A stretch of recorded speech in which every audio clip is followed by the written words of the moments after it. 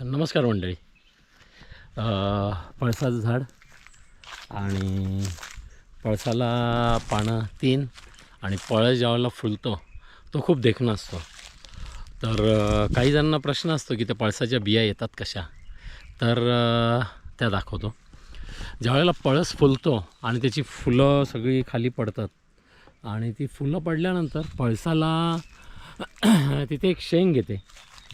ती शेंग दाखवतो. ती शेंग असते अशी, ही बघा, ही एक शेंग असते ही ही शेंग, ही एक शेंग येते त्याला.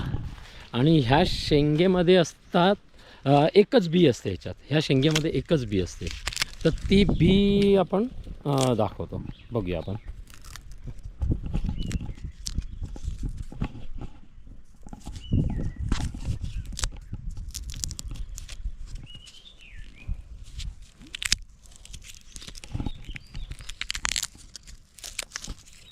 ही बघा,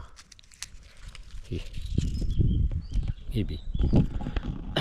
प्रत्येक शेंगेमध्ये एक बी असते आणि ह्याच बिया रुजवून आपण पळसाचं झाड उगवू शकतो.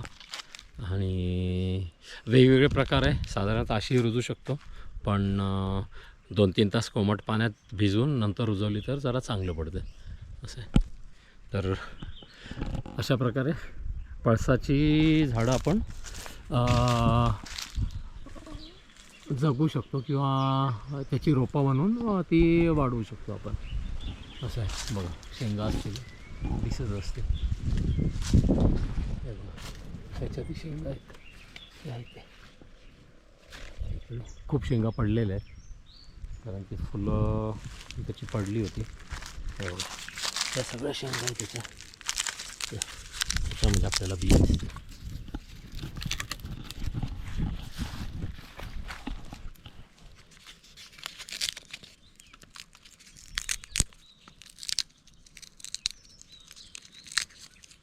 या